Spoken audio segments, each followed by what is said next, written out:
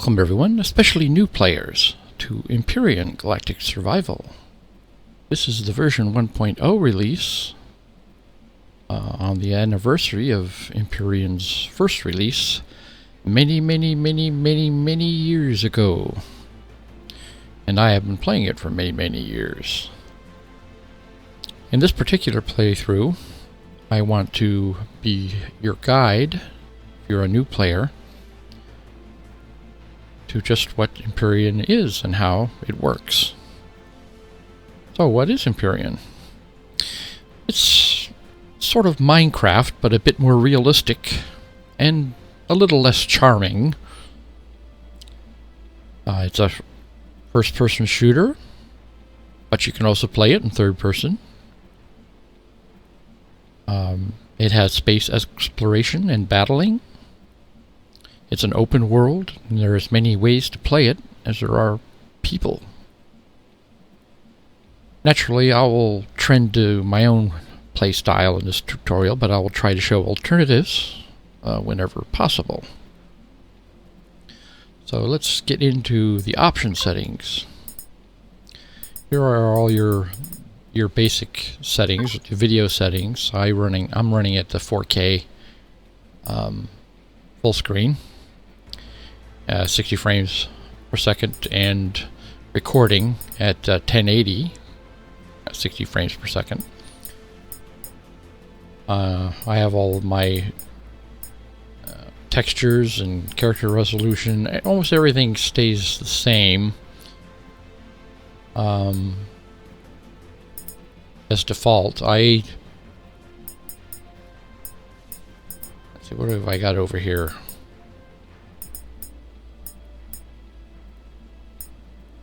I have my maximum texture resolution, character resolution, the screen space ambient occlusion.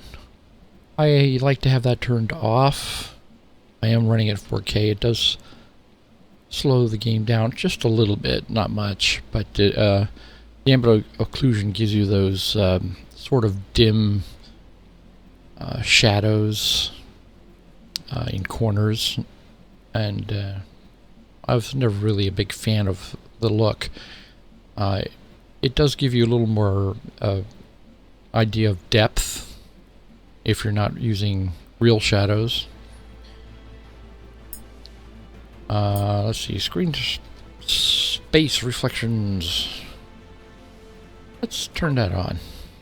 I got a pretty nice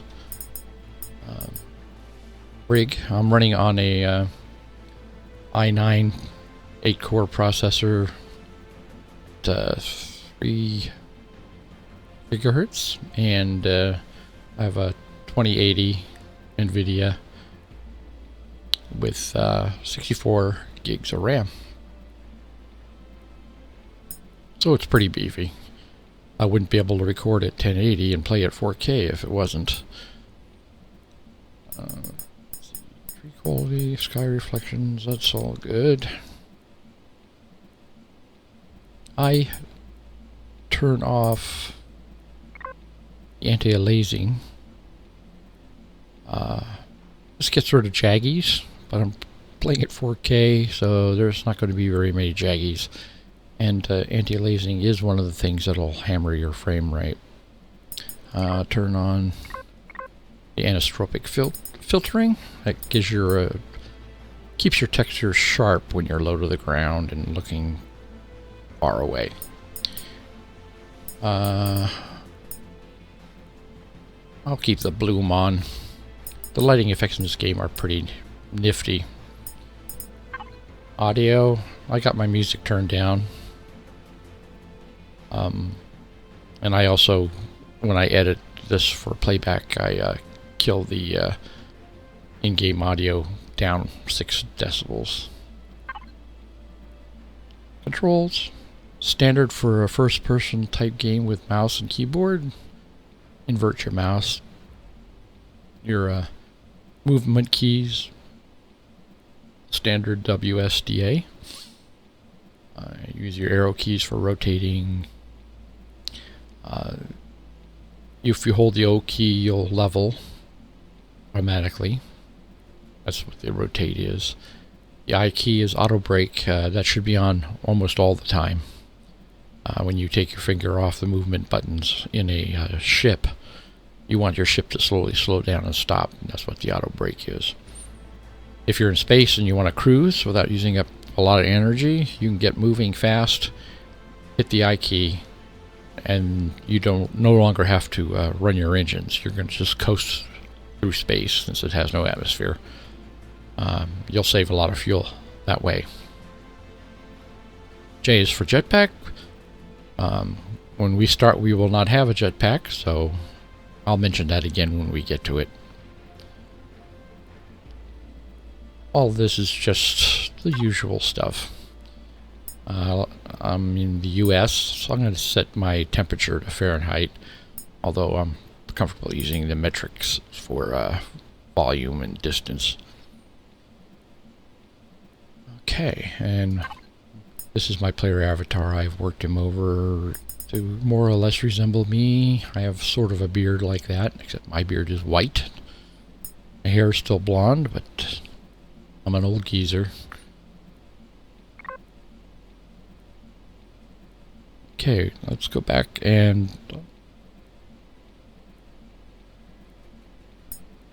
see where we're going to get. Type of game.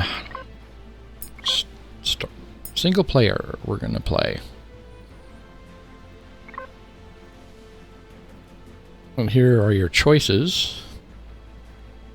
You have survival, which is just you against the universe, like Minecraft. So you're mining stuff to craft with and crafting stuff to mine with? The scenario.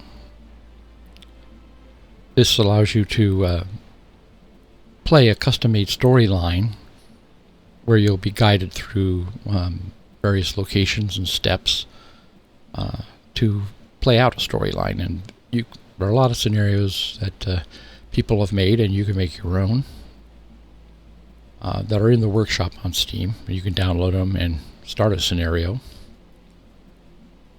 Creative mode.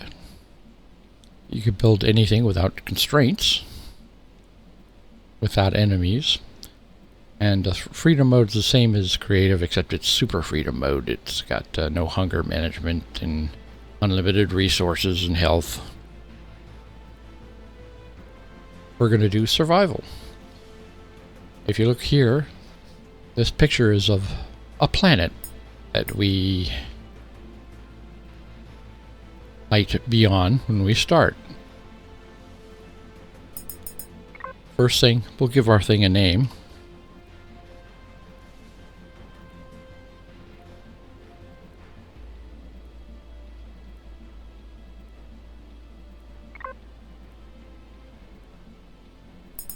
And I'll pick a simple seed here. It's my year of birth. If you want to play along with the same planet, with everything more or less the same spot, you can use this seed as well.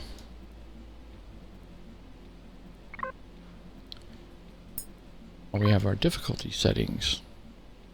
I tend to leave these where they're at. It's a good starting spot. Not too easy, not too hard. If you really want to get easy, you can set a lot of these things to easy.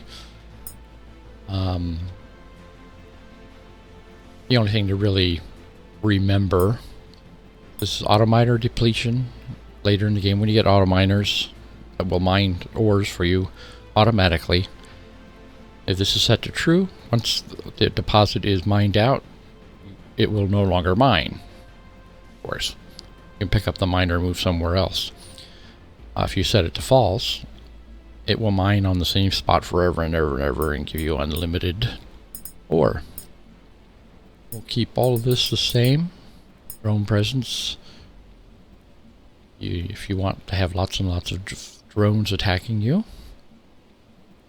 Those are flying ships from the enemy. Usually Xerax when you start out. You can change that, but we don't want to do that. For our purposes in this game, I'm going to set the constructor speed. So when you're crafting stuff, the crafting bench in Minecraft.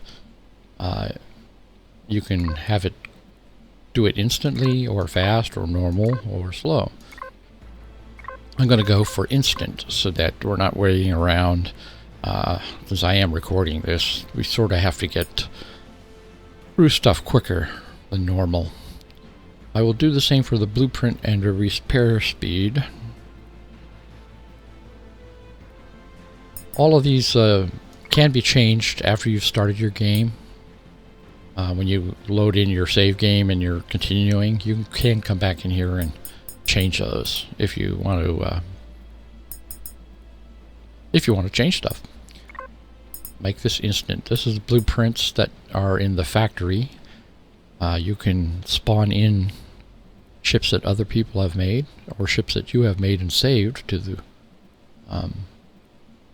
factory, just by putting the selecting the factory and putting in the raw materials needed. Then you can spawn whatever it is you want, whichever ship or base or what have you that you want. This will do it instantly if you have the required materials already installed. This just says where you can spawn your ship. Set to false, you can spawn your ship anywhere. If it's set to true, you can only spawn it on a base or a CV. Down here, mass and volume. Generally, it's good to play with mass and volume on, true. The game is more realistic that way. You can't carry an infinite amount of stuff in your backpack. But we're going to keep it on false since we're just beginners. It'll make things a little easier. Once again, you can change this later on when you're more comfortable with it. And the same goes for the CPU points, which upgrade your core on your base or your ship to enable you to install more items on your ship, more guns or more shields or warp cores. You have to upgrade the CPU to do that. So, to get out of here, and now I'll go through your start location. You can start in many different locations. You see that first one was the temperate planet. This is an arid planet.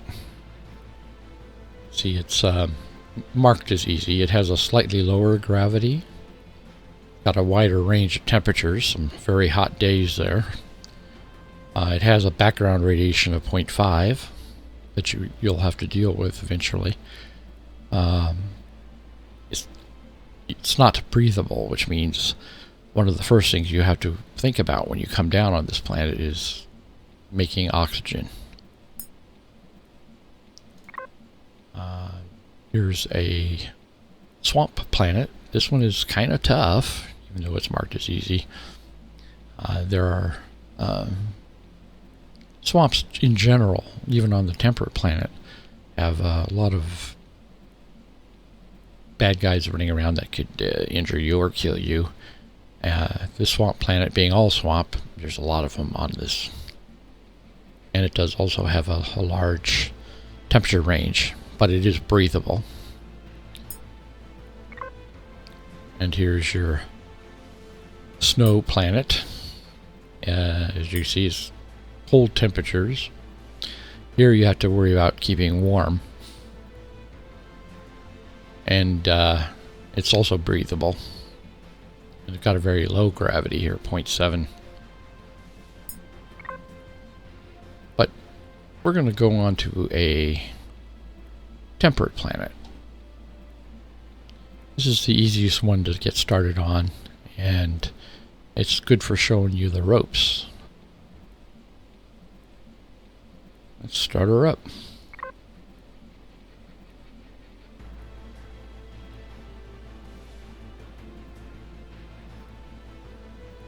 When you first start up, it's creating your planet.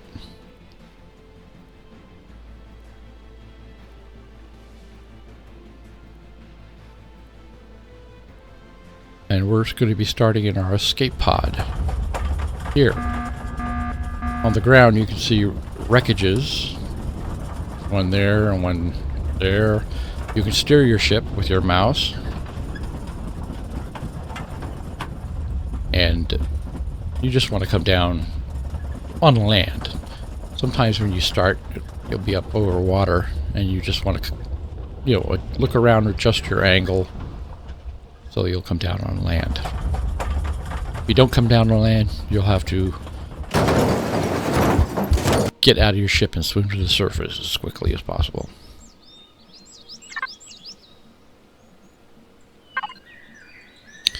Here we are staring at our pod.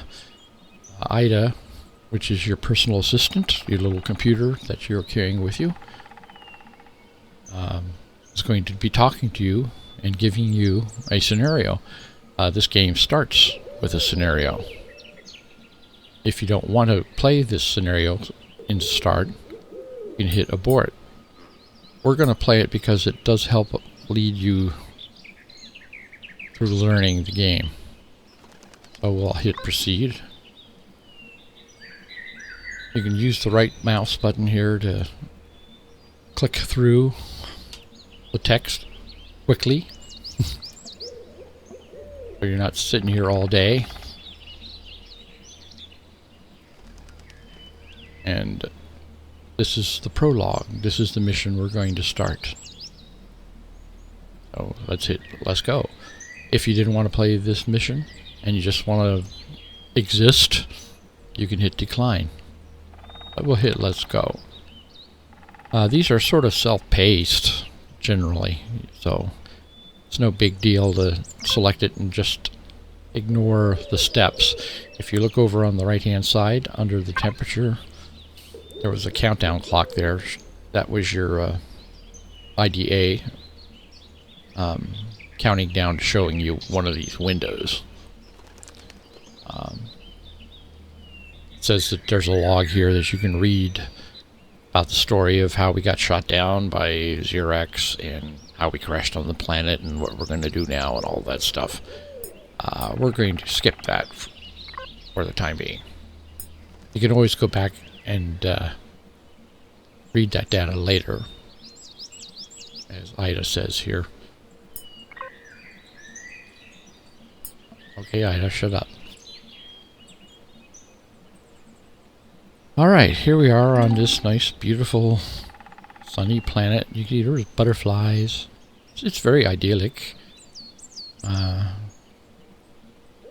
a message from Ida at the bottom of the screen that something showed up on its personal scanner, so to speak.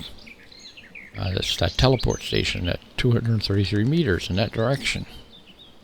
If you look at the map on the radar map on the upper right hand side, see the little yellow dot that shows what that thing is over there and what direction it's in. See, you can also see it's partly cloudy, and we're in a biome called a crash site, and it's 8:23 until sunset. That's 8 hours, which are actually 8 minutes. Well, more than like 16 minutes, but I never figured out the exact ratio. But anyway, here's the pod. We hit the F key while looking at it. See how the cursor turns in that little square. This shows us what's in the pod, what's in our inventory, our personal inventory that we are carrying with us. You can sort this by using this key down here. I mean, there's different ways you can sort it. Ascending, descending, and all these variations. We need to take all of these goodies. So we're going to hit this arrow key. If you hit the arrow key, everything will come over at one time. If you only wanted to grab one thing and leave everything else behind, you can do that as well. But we're going to take everything. It's early in the game and we need everything. Now, to get back to your inventory, you hit the tab key. And really the tab key is one of the main keys. It gets you to this screen here, and you can see there are other tabs within this tab with information on everything. See over here, these are our stats. We are at level 1 and we have 0 XP. And we have no unlock points. So what are our unlock point? Let's go over here to the tech tree. And the tech tree is broken up into the items you need for a base. The items you'll need for capital vessel, which is the big ship.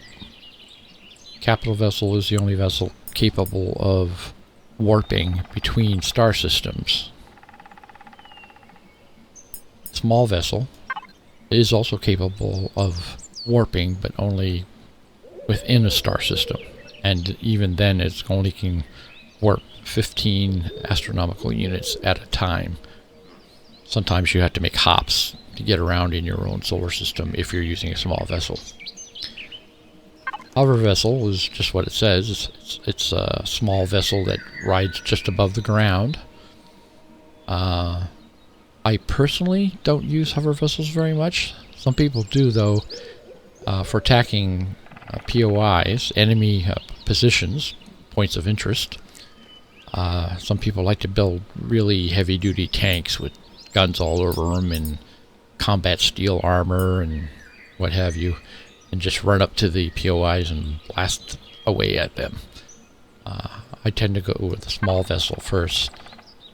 Generally, you need to get up to level 5, more or less, to really build a small vessel, because the thrusters aren't available until level 5. And under MISC, you have everything that's green is already unlocked, and you can make those items. Everything that's blue, like this, is still locked. Black is locked, and you have to be at these levels to get it. One of the first things we need to make is this portable constructor. As you see, it costs 1 point, and we have no points. So we're going to have to solve that little problem. So how do we get XP? Oh, I should mention about the hotbar first. This is your survival tool. That should go down on the hotbar because you're going to be using it all the time. I like to put the tent down here. It comes in handy when night falls. And this is the detector. The detector's like a little handheld radar unit. In fact, I'll use it right now. I could either hit the H key, number key on my keyboard, or I can use my mouse wheel to scroll into it. Once it's selected, you hit the left mouse button, and it pings. Ah, I see you have the machine that goes ping! And it shows you stuff that you have discovered. You see, we also reach level 2 just by doing that. These places with names on them, wreckage, those were things that we were close enough to that the scanner was able to identify them and put a name to them. Same thing with the teleport station. You see it has become named.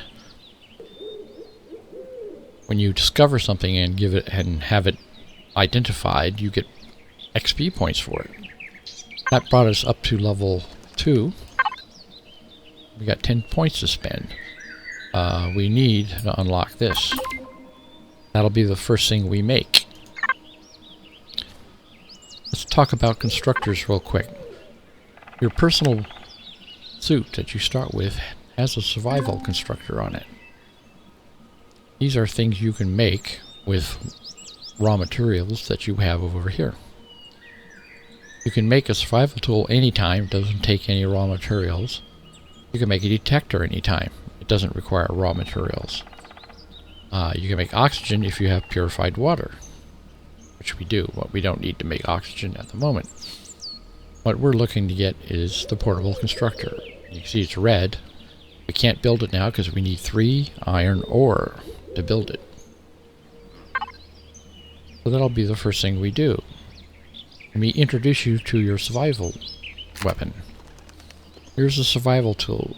You select it either by hitting the 1 key, because I have it in the first spot on the hotbar, or with the scroll wheel.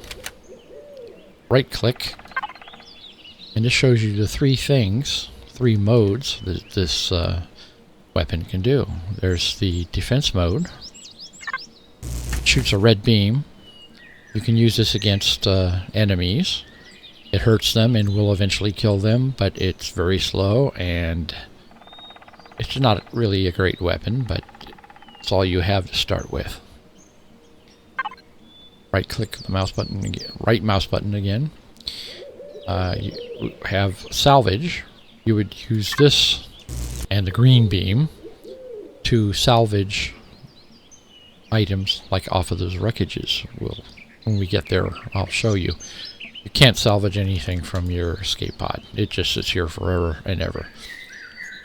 And the third mode here is resource drill. You see that little blue dot?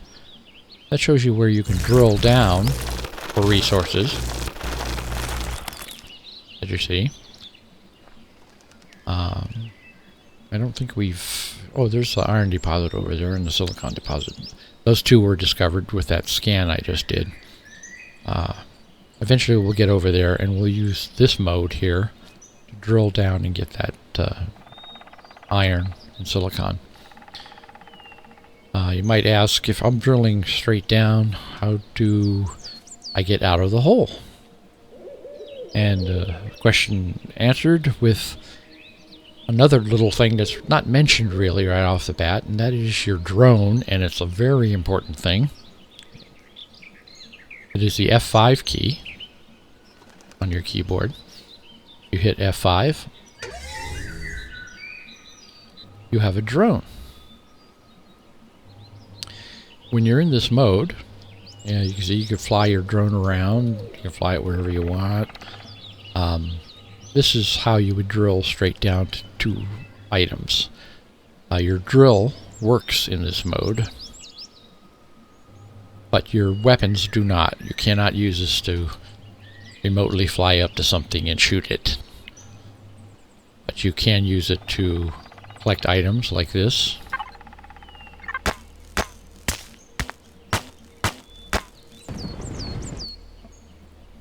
Once you've destroyed it, hit the F key to pick up a rock. Lower left side, you see it's 2 iron ore. Lower left, 3 iron ore. And that goes right into your personal storage. There. And like I said, you can drill straight down with your drone. And when you're done drilling, just hit F5 and the drone comes back, parks itself right inside you there. So let me grab this other iron rock here. These are, you can tell iron has the blue streaks on it.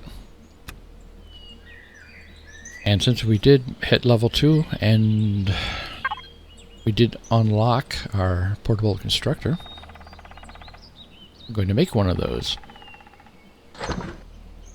There it is. I have the construction set to instant, that's why it popped up instantaneously. If I hadn't changed it, you would see a little yellow line going around here like a clock, and it would take a certain amount of time for it to happen. But we're not waiting around.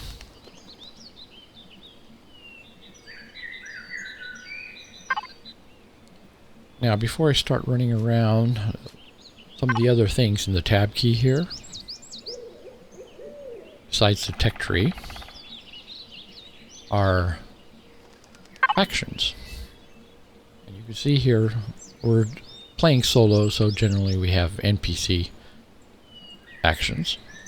There's the Xerax Empire, and you start off unfriendly with them. They will likely be the first ones to attack you, therefore. Everybody else is neutral. That means they'll pretty much ignore you. They won't attack you even if you go into their territory. You do have to be careful. Sometimes going into a faction's territory will knock a little of the points off there. Reputation points. The longer you're in their territory. It's not a real bad thing for most of these, because it's like minus 50 points for every minute you're in their territory.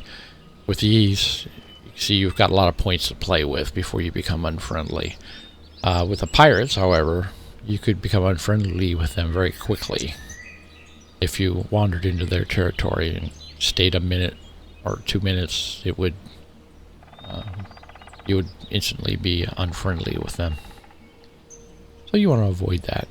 All these people really hate the Xerax, so the more Xerax you kill,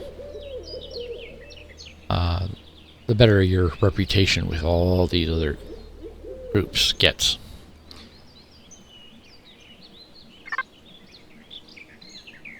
But for now, you have to worry about food. Tab here. We need to manufacture energy bars. That requires plant protein. We need to... It'd be nice to make a weapon. You select this portable constructor and put it down just by left-clicking the mouse button. And when you're looking at it, hit F, and this shows you your portable constructor. If you moved material needed for construction in here, you would it would show you that you can make stuff. And one of the things I want to point out right now, and it's very important, you can make ores in this thing, which is very important. Sometimes you can't find, when you're starting the game, these ores lying around on the ground. You can't find copper or you can't find silicon, but you can make these, you see, from crushed stone. So it's important. I'll hit Shift F to pick this up, put it back in my inventory. Now we'll go around collecting stuff. We've talked long enough. Let me go over here, and I'm going to collect this big rock. Make sure we're in drill.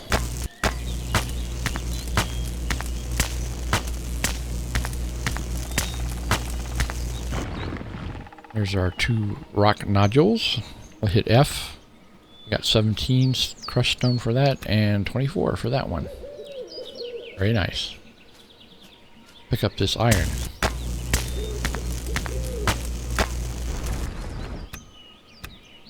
And let's pick up this plant fibers. Plant fibers are used for both making biofuel and nitrocellulose to make weapons, ammunition for your weapons.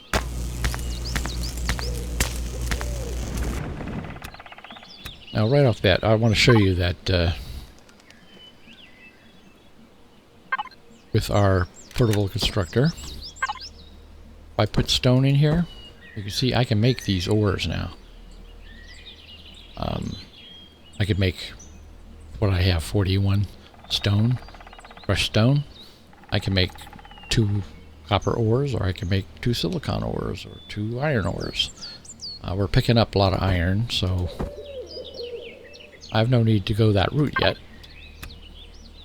Shift F, pick it up. Select our weapon again. Now generally it's a good idea to walk around here in defense mode in case somebody jumps you, but we're still in the crash site, and that's sort of a safe zone for when you're starting out. Generally bad things don't spawn here. So I'll go to resource drill. And we'll continue picking stuff up here. You can see we got 50 XP for these rock lumps.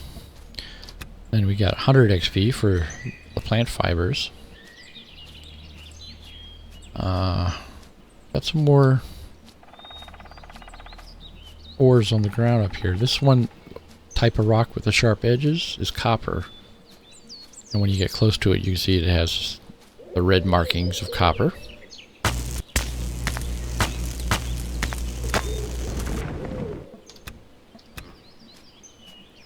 So basically now we're in the part of the game where you're just running around picking up everything you can pick up.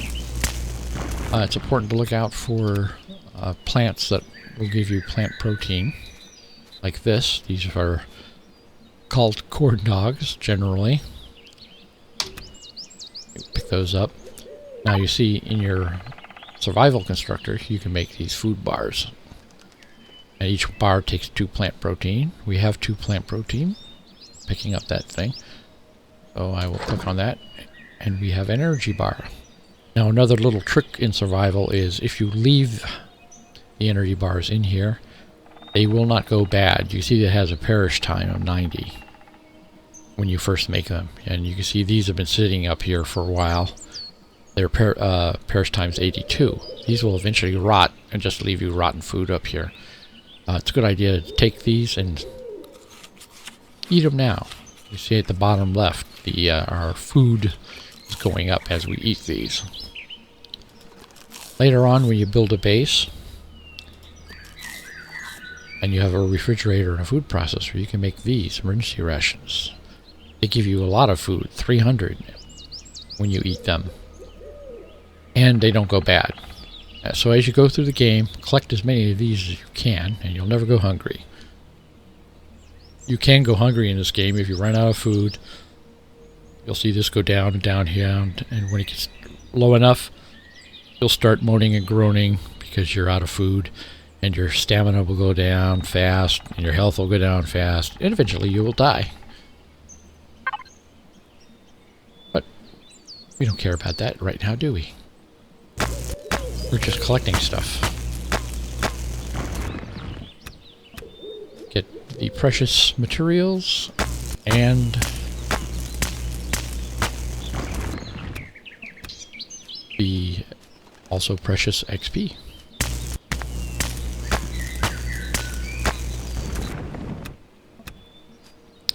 Another copper over here. We're sort of heading in the wrong direction. We want to head off towards teleport station,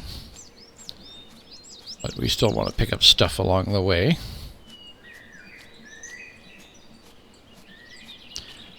The sooner we can get to level 5, the sooner we can build an SV. And then we will be air mobile. Then we can fly over the mountains, we can fly over the trees, we can get around a lot quicker.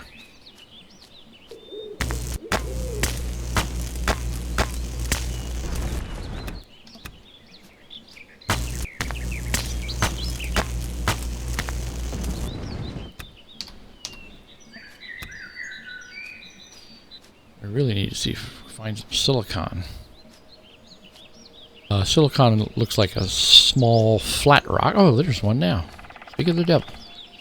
Small flat dark rock with white spots.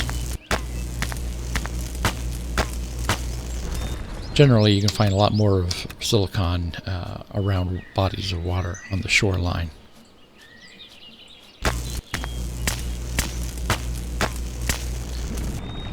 continue our trek towards the teleport station. These blue things are also plant protein, which can be made into bars. There's a critter up there. That critter is called a pangolin.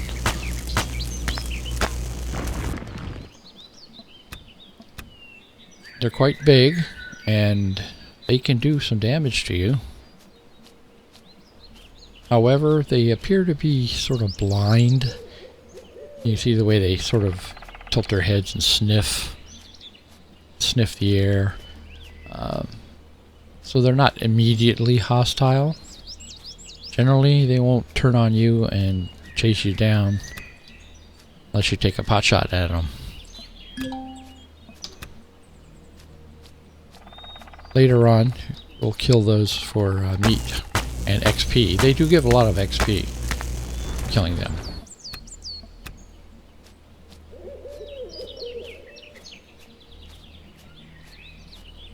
There's another one over there in the distance.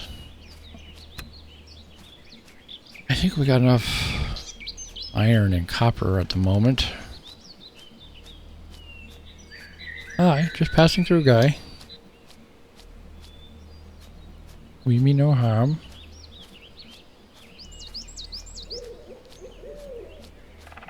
I'll come over here and show you how the salvage works.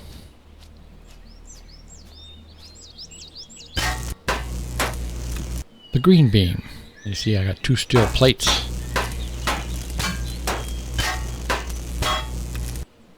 And if I wanted to, I could take all of this down. And I'll have a bunch of steel plates. Which is pretty good because that's the main ingredient in almost everything here, steel plates. When you make iron ingots out of your iron ore, when you make other items that require iron ingots, they really require iron plates. Their ingots get made into plates, and then the plates get made into something else. Anyway, here's the teleport station. Story is updating us again here. You see on the right hand side, IDA countdown 210. Be the first clue of what happened to us. Now this facility, we look on the map, is yellow. And that means it belongs to Polaris. Let's go up here and see what's up. You find a place that has one of these, that'll give you, tell you you have your story element that's going to feed you along here. So let's hit the F key here, see what this console has to say.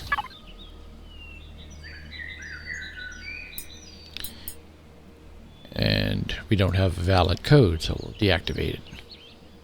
And over on the right hand side you can see that there's another signal that popped up for us. It's over there, the UCH Heidelberg. That's a ship wreckage, and that is our next port of call in this story. Now this thing is a container that you could loot if you wished, but if you see up on the top when you look at it, it's warning, it will change your reputation to unfriendly with Polaris. So you don't want to do that because this all belongs to Polaris. So we're just ignore that for the time being. This belongs to Polaris because there's a core there, you see. Polaris Megacorp. But the sun has gone down. I think we've done enough for today. Let's put our tent down. And now I'm going to sleep through the night. And when I wake up tomorrow, we'll get on to part 2 of this tutorial. To sleep through the night, just hit the F key. As always, thank you for joining me. I hope to see you again tomorrow.